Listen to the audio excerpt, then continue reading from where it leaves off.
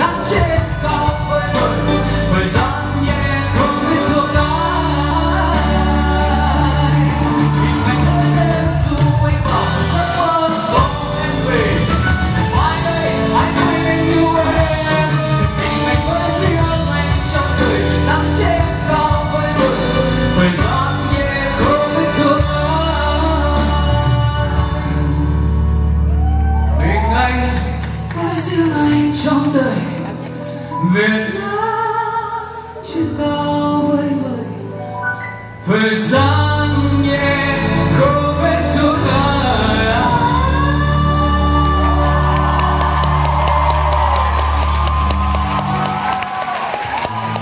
Đó là bài của Cát Tường, tôi rất là mê nhạc của Tường. Bây giờ bài của Hot Boy Cát. Giờ người đang ai không phải ai, giờ người đang say. không phải anh, chắc do anh lỡ. Hãy tin em đã phải phủ nhận. Giờ người bên anh mong anh sẽ vui, giờ người bên anh mong em bình yên. Để em thôi mất lòng, anh sẽ ra đi vì em. Why do you make me cry? I miss you every night, 'cause I love you, love you, love you. 'Cause I love you, love you, love you. Tell me baby, I miss you every night, 'cause I love you, love you, love you. 'Cause I love you, love you, love you. Why did you make me cry? Tell me baby, I miss you every night. 'Cause I love you, love you, love you. 'Cause I love you, love you, love you.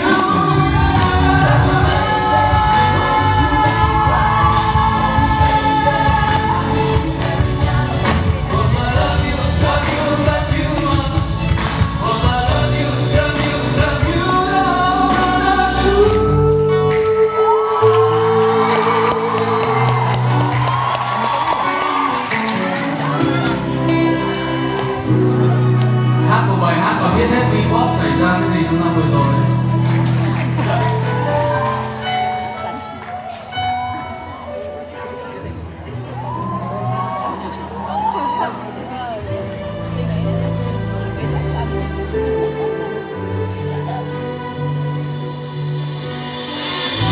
Đi ra hát mấy bài ấy, thì vỗ tay mấy lần nhé.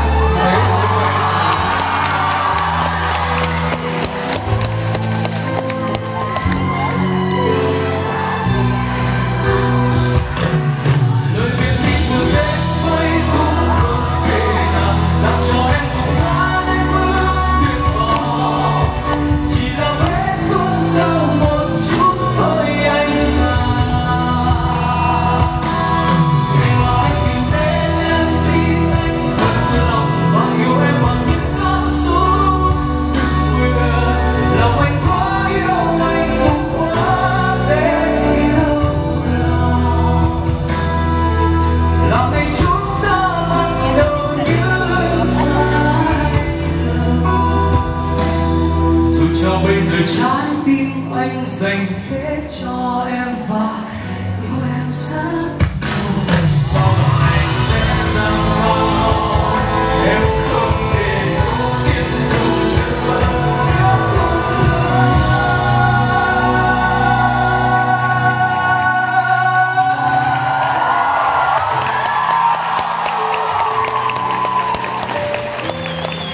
Cái mục hơi phức tạp một chút nhưng thật ra đó là cách We Choice giới thiệu những ứng cử viên cho đàn cuộc giải thưởng tiếp theo.